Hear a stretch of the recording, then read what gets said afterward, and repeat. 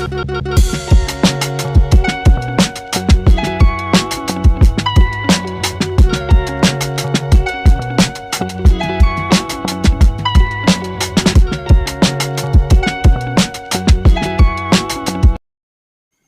ଉପାସନା ତରଫରୁ ଆପଣମାନଙ୍କୁ ସମସ୍ତଙ୍କୁ ସ୍ୱାଗତ ଏବଂ ପ୍ରେମ ନମସ୍କାର। ଆଜିର ପ୍ରସଙ୍ଗରେ ଆମମାନେ ଶିଖିବା, ମାଗିବା ପୂର୍ବରୁ ଈଶ୍ୱର ଜାଣନ୍ତି। ଆସନ୍ତୁ ଆମମାନେ ବାକ୍ୟରୁ ପଢ଼ିବା। ମାଥ୍ୟୁ ଲିଖିତ ସୁସମାଚାର 6 ପର୍ବ 5 ପଦରୁ 8 ପଦ ଯାଏ ମାନେ ପଢ଼ିବା। ଏ ବାକ୍ୟରେ ଏପରି ଲେଖାଯାଏ, ପ୍ରାର୍ଥନା କରିବା ସମୟରେ କପଟୀମାନଙ୍କ ପରି ହୁଅ ନାହିଁ, କାରଣ ସେମାନେ ଲୋକ ଦେଖାଇବା ପାଇଁ ସମାଜ ଗୃହ ଛକ କୋଣରେ ଠିଆ ହୋଇ ପ୍ରାର୍ଥନା କରିବାକୁ ଭଲ ପାଆନ୍ତି। ମୁଁ ତୁମମାନଙ୍କୁ ସତ୍ୟ କହୁଅଛି, ସେମାନେ ଆପଣା ଆପଣା ପୁରସ୍କାର ପାଇଅଛନ୍ତି। କିନ୍ତୁ ତୁମ୍ଭେ ପ୍ରାର୍ଥନା କରିବା ସମୟରେ ତୁମ୍ଭର ଗୁପ୍ତ କୋଠରରେ ପ୍ରବେଶ କର। ପୁଣି ତୁମ୍ଭର ଦ୍ୱାର ରୋଧ କରି ଗୋପନରେ ଥିବା ତୁମ୍ଭ ପିତାଙ୍କ ଛାମୁରେ ପ୍ରାର୍ଥନା କର। ଆଉ ତୁମ୍ଭର ପିତା ଯେ ଗୋପନରେ ଦେଖନ୍ତି, ସେ ତୁମକୁ ଫଳ ଦେବେ। ପୁଣି ପ୍ରାର୍ଥନା କରିବା ସମୟରେ ବିଜାତିମାନଙ୍କ ପରି ଅନର୍ଥକ ପୁନରୁକ୍ତି କର ନାହିଁ, କାରଣ ସେମାନେ ବହୁତ କଥା କହିବାରୁ ସେମାନଙ୍କ ପ୍ରାର୍ଥନା ଶୁଣାଯିବ ବୋଲି ମନେ କରନ୍ତି। ଏଣୁ ସେମାନଙ୍କ ପରି ହୁଅ ନାହିଁ, କାରଣ ତୁମମାନଙ୍କର କ'ଣ ପ୍ରୟୋଜନ ମାଗିବା ପୂର୍ବରୁ ତୁମମାନଙ୍କର ପିତା ଈଶ୍ୱର ତାହା ଜାଣନ୍ତି। ପ୍ରାର୍ଥନା କରିବା। ସୈନ୍ୟାଧିପତି ସଦାପ୍ରଭୁ, ତୁମରି ପବିତ୍ର ମହାନାମ ଧନ୍ୟବାଦ। ଆଜି ଆପଣଙ୍କ ସହିତ ଆମମାନଙ୍କ ସମ୍ପର୍କ ହେବା ପାଇଁ ଆମମାନଙ୍କୁ ସୁଯୋଗ ଦେଉଛ। ପ୍ରଭୁ, ଆପଣଙ୍କ ସହିତ କଥାବାର୍ତ୍ତା ହେବା ପାଇଁ ସୁଯୋଗ ଦେଉଛ, ଧନ୍ୟବାଦ ଦେଉଛୁ। ଏମିତି ଜଗତରେ ଯେତେ ଜଣ ପ୍ରଭୁ ତୁମ ନିକଟରେ ପ୍ରାର୍ଥନା କରୁଅଛନ୍ତି, ପ୍ରତ୍ୟେକଙ୍କୁ ଆଶୀର୍ବାଦ କର। ଆମମାନେ ଯେତେ ଜଣ ଏ ଜାଗାରେ ଅଛୁ ପ୍ରଭୁ, ତୁମରି ବାକ୍ୟ ଶୁଣିବା ପାଇଁ ପ୍ରସ୍ତୁତ ଅଛୁ। ପ୍ରତ୍ୟେକଙ୍କ ହୃଦୟ ଚକ୍ଷୁ ଖୋଲି ଦିଅ ଏବଂ ଆମମାନଙ୍କୁ ତୁମେ କଥା କୁହ ଏବଂ ଆମମାନଙ୍କର ଯେଉଁ ଆବଶ୍ୟକ ରହିଛି ସମସ୍ତ ବିଷୟ ତୁମେ ପୂର୍ଣ୍ଣ କର। ଆମମାନଙ୍କ ହୃଦୟ, ମନ, ପ୍ରାଣାତ୍ମା, ଶରୀର ସମସ୍ତ ବିଷୟ ପ୍ରଭୁ ତୁମ ହସ୍ତରେ ଦେଉଛୁ। ତୁମେ ସମ୍ପୂର୍ଣ୍ଣ ଆମମାନଙ୍କୁ ସହବର୍ତ୍ତୀ ହୁଅ, ଆମମାନଙ୍କୁ ଆଶୀର୍ବାଦ କର। ଏ ସକଳ ଗୌରବ କେବଳ ତୁମକୁ ଦେଇ ଯୀଶୁଙ୍କ ନାମରେ ମାଗୁଛୁ, ଆମେନ୍। ମାଗିବା ପୂର୍ବରୁ ଈଶ୍ୱର ଜାଣନ୍ତି। ପ୍ରଭୁଙ୍କ ଲୋକମାନେ ଯେଉଁମାନେ ପ୍ରାର୍ଥନା କରୁଅଛନ୍ତି, ସେମାନେ ନିଶ୍ଚୟ ଜାଣିଛନ୍ତି ପିତାଙ୍କର ଇଚ୍ଛା କ'ଣ, ଆମମାନଙ୍କ ପରମେଶ୍ୱରଙ୍କ ଇଚ୍ଛା କ'ଣ, ଆମମାନେ କେମିତି ପ୍ରାର୍ଥନା କଲେ ପ୍ରଭୁ ଆମମାନଙ୍କର ପ୍ରାର୍ଥନା ଶୁଣିବେ, ଆମମାନେ ସମସ୍ତେ ଜାଣିଛୁ। କିନ୍ତୁ ଅନେକ ଲୋକମାନେ ଆମମାନେ ଅଜ୍ଞାତ ଭାବରେ ଅଛୁ। କେତେଟା ବିଷୟ ମାନେ ପ୍ରାର୍ଥନା କରୁଛୁ କିନ୍ତୁ ପାଉନୁ। କିନ୍ତୁ ଅନେକ ଲୋକମାନେ ପ୍ରାର୍ଥନା କରୁଛୁ ଏବଂ ପାଉଛୁ ମଧ୍ୟ। ଏଣୁ ଆଜିର ବିଷୟରେ ଆମମାନେ ଶିଖିବା, ପ୍ରଭୁ ତ ସମସ୍ତ ବିଷୟ ଜାଣୁଅଛନ୍ତି ଏବଂ ଆମମାନେ ଯେଉଁ ପ୍ରସଙ୍ଗ ରଖିଛୁ ଏ ପ୍ରସଙ୍ଗ ଅନୁଯାୟୀ ଅନେକ ଲୋକମାନେ ବାହାନା କରୁଛନ୍ତି, ପ୍ରଭୁ ତ ଜାଣୁଛନ୍ତି ଆମମାନେ କାହିଁକି ପ୍ରାର୍ଥନା କରିବା। ସେ କ'ଣ ଜାଣୁନାହାନ୍ତି? ସମସ୍ତ ବିଷୟ ସେ ଜାଣୁଅଛନ୍ତି। ପ୍ରଭୁ ନିଶ୍ଚୟ ଆପଣମାନଙ୍କର ଚିନ୍ତା, ଆପଣଙ୍କର ଅଭାବ, ଆପଣମାନଙ୍କର ସମସ୍ୟା ସବୁ ଜାଣୁଛନ୍ତି। ସେହି ସମୟରେ ଆଦମ ଅବାଙ୍କ ବିଷୟ ଚିନ୍ତା କରନ୍ତୁ। ଅନେକ ଲୋକ ଏହି କଥା ବି ଅନେକ ପ୍ରଶ୍ନ ଉତ୍ତର କରୁଅଛନ୍ତି। ଆଦମ ଅବା ଯେତେବେଳେ ପାପ କଲେ ପ୍ରଭୁ କୁଆଡ଼େ ଯାଇଥିଲେ? ସେ ତ ମନା କରିବାର ଥିଲା, କାହିଁକି ମନା କଲେ ନାହିଁ? ସେ ପାପ କରିବା ପାଇଁ କାହିଁକି ସୁଯୋଗ ଦେଲେ? ଆହୁରି ଆଜିର ଦିନରେ ମଧ୍ୟ ଅନେକ ଲୋକ କହୁଛନ୍ତି ଯେ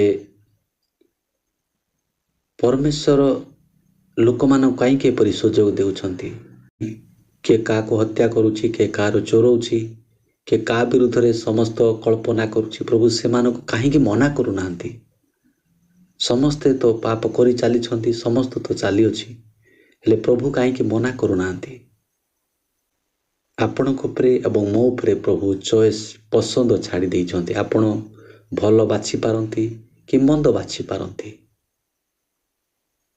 ମାଥ୍ୟୁ ଲିଖିତ ସୁସମାଚାର 25 ପର୍ବ 41 ପଦ ଲେଖାଯାଇଛି, ତତ୍ପରେ ସେ ବାମ ପାର୍ଶ୍ୱସ୍ଥ ଲୋକମାନଙ୍କୁ ମଧ୍ୟ କହିବେ, ରେ ଶାପଗ୍ରସ୍ତ ମାନେ ମୋ ସମ୍ମୁଖରୁ ଦୂର ହୋଇ ଶୈତାନ ଓ ତାହାଙ୍କ ଦୂତମାନଙ୍କ ନିମନ୍ତେ ପ୍ରସ୍ତୁତ କରାଯାଇଥିବା ଅନନ୍ତ ଅଗ୍ନି ମଧ୍ୟକୁ ପ୍ରସ୍ଥାନ କର।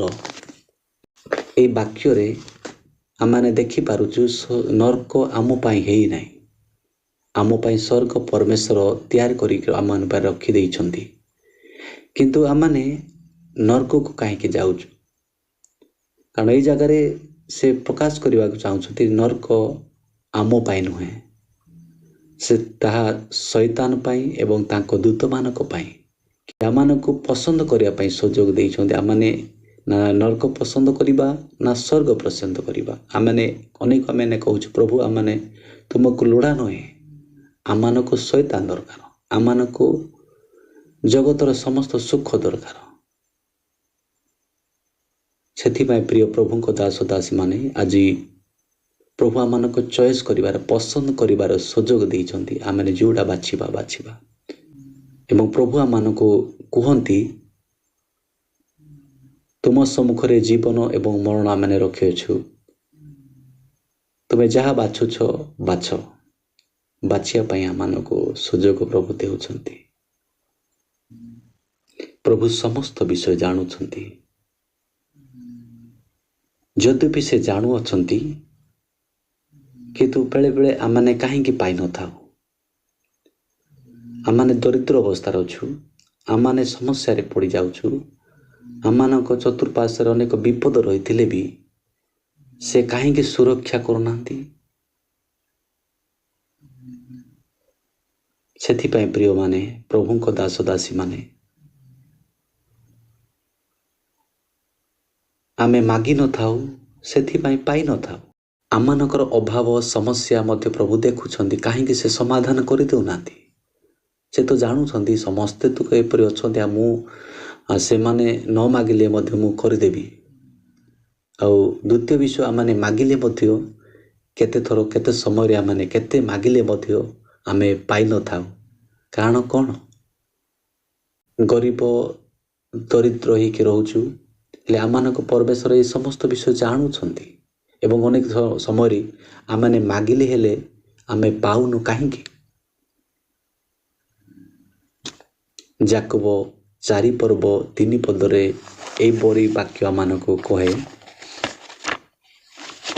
ଯାକୋବ 4:2-3 ଏପରି ଲେଖାଯାଇଅଛି,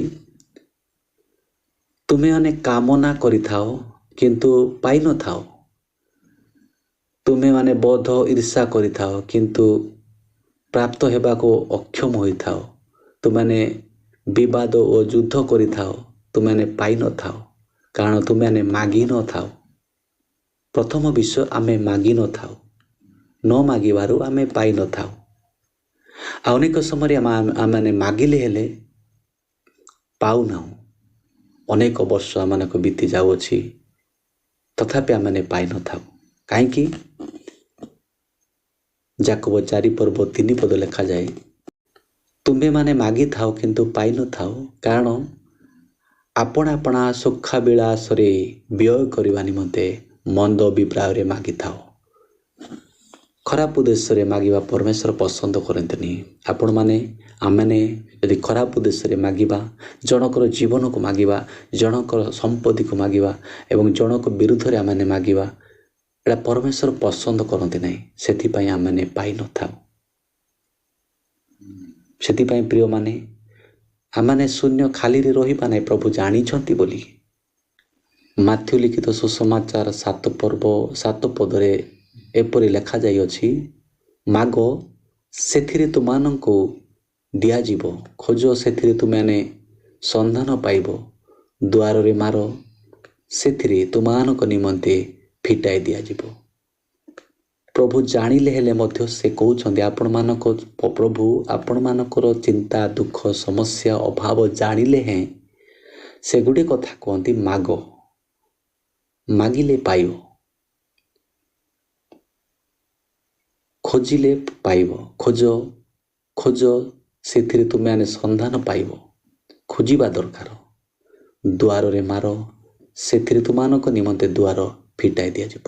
ଆମମାନେ ପାଇବାକୁ ହେଲେ ମାଗିବାକୁ ପଡ଼ିବ, ଖୋଜିବାକୁ ପଡ଼ିବ, ଆଘାତ କରିବାକୁ ପଡ଼ିବ, ପ୍ରାର୍ଥନା କରିବାକୁ ପଡ଼ିବ। ଆମମାନେ ପ୍ରଭୁ ଜାଣିଛନ୍ତି ବୋଲି ନୀରବ ରହିବା ନାହିଁ, ମାଗିବାକୁ ପଡ଼ିବ। ସବୁ ମାଗିବାଟା ଯେ ପରମେଶ୍ୱର ପୂର୍ଣ୍ଣ କରିବେ ତାହା ନୁହେଁ। ପ୍ରଭୁଙ୍କର ବି ଇଚ୍ଛା ଅଛି ଯେ କେଉଁ ବିଷୟ ଆମମାନେ ମାଗିବା, କେଉଁ ବିଷୟ ମାଗିବା ନାହିଁ ସେ ଜାଣିଛନ୍ତି, ଏବଂ କେଉଁ ବିଷୟ ଦେବେ, କେଉଁ ବିଷୟ ଦେବେ ନାହିଁ, ସବୁ ବିଷୟ ଦେବେ ନାହିଁ। କାରଣ ଆମମାନେ ସେତେବେଳେ ଦେଖୁଥିଲୁ, ଆମମାନେ ଯେଉଁ ବିଷୟ ମାଗୁଛୁ ମନ୍ଦ ଅଭିପ୍ରାୟରେ ଆମମାନେ ମାଗିଥାଉଛୁ, କିନ୍ତୁ ପ୍ରଭୁଙ୍କ ଇଚ୍ଛା ଅନୁଯାୟୀ ଆମମାନେ ମାଗିବା ଦରକାର। ପ୍ରଭୁ କାହିଁକି ପୂର୍ଣ୍ଣ କରିବେ ନାହିଁ? ସମସ୍ତ ବିଷୟ ସେ ଆମମାନଙ୍କୁ ଆଶୀର୍ବାଦ କରିବା ପାଇଁ ସେ ପ୍ରସ୍ତୁତ ଅଛନ୍ତି, ତାଙ୍କ ପାଖରେ ଅଭାବ ନାହିଁ। କିନ୍ତୁ ମାଗିବା ସମୟରେ କାହାପରି ଆମମାନେ ମାଗିବା ନାହିଁ, ସେ ଆଜିର ବାକ୍ୟରେ ଆମମାନଙ୍କୁ ଆଜିର ଆମମାନେ ପ୍ରଥମରେ ଆମମାନେ ଦେଖୁଥିଲୁ 5 ପଦରେ ଲେଖାଯାଇଛି, ଆମମାନେ କିପରି ପ୍ରାର୍ଥନା କରିବା ନାହିଁ, କିପରି ଆମମାନେ ମାଗିବା ନାହିଁ। ପ୍ରାର୍ଥନା କରିବା ସମୟରେ କପଟୀମାନଙ୍କ ପରି ହୁଅ ନାହିଁ, କାରଣ ସେମାନେ ଲୋକ ଦେଖାଇବା ପାଇଁ ସମାଜ ଗୃହ ଛକ କୋଣରେ ଠିଆ ହୋଇ ପ୍ରାର୍ଥନା କରିବାକୁ ଭଲ ପାଆନ୍ତି। ମୁଁ ତୁମମାନଙ୍କୁ ସତ୍ୟ କହୁଛି, ତୁମେମାନେ ଆପଣା ଆପଣା ପୁରସ୍କାର ପାଇଅଛ। ପ୍ରାର୍ଥନା କରିବା ସମୟରେ କପଟୀମାନଙ୍କ ପରି ନିଜକୁ ଦେଖେଇଲା ଭଳି ଆମମାନେ ପ୍ରାର୍ଥନା କରିବା ନାହିଁ। ନିଜର ଧର୍ମ କର୍ମ ଲୋକ ଦେଖନ୍ତୁ ବୋଲି ଆମମାନେ ପ୍ରାର୍ଥନା କରିବା ନାହିଁ। ପୁନର୍ବାର 7 ପଦରେ ମଧ୍ୟ ଲେଖାଯାଇଛି, ପୁଣି ପ୍ରାର୍ଥନା କରିବା ସମୟରେ ବିଜାତିମାନଙ୍କ ପରି ଅନର୍ଥକ ପୁନରୁକ୍ତି କର ନାହିଁ, କାରଣ ସେମାନେ ବହୁତ କଥା କହିବାରୁ ସେମାନଙ୍କ ପ୍ରାର୍ଥନା ଶୁଣାଯିବ ବୋଲି ମନେ କରନ୍ତି। ପ୍ରଭୁ ଦେବାର ଅଛି, ଗୋଟେ ପଦରେ ସେ ଦେବେ। ଆମମାନେ କିନ୍ତୁ ପ୍ରଭୁଙ୍କୁ ଜଣାଇବା ଦରକାର।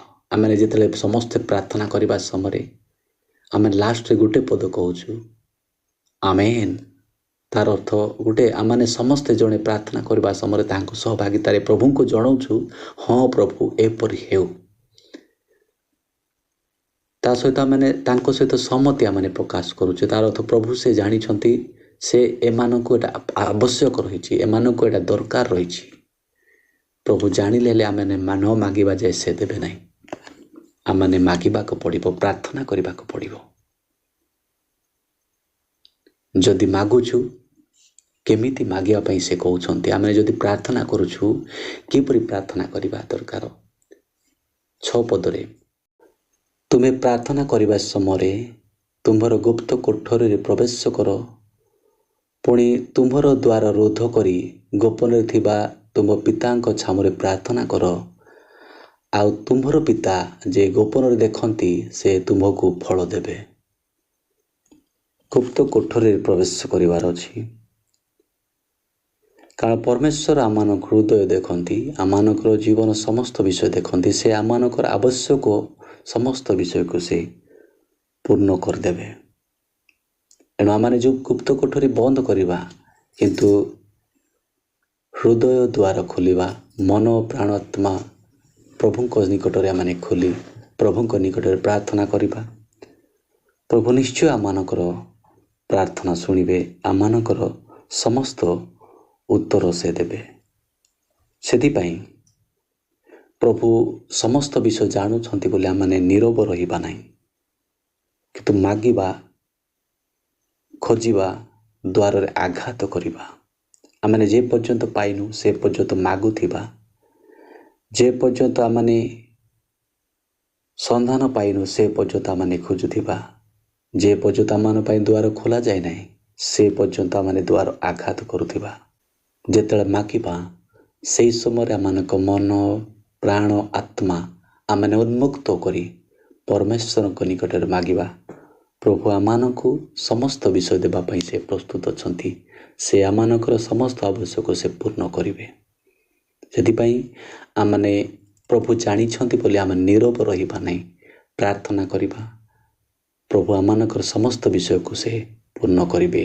ଏ ଛୋଟ ଶିକ୍ଷାରୁ ପ୍ରଭୁ ପ୍ରତ୍ୟେକଙ୍କୁ ଆଶୀର୍ବାଦ କରନ୍ତୁ।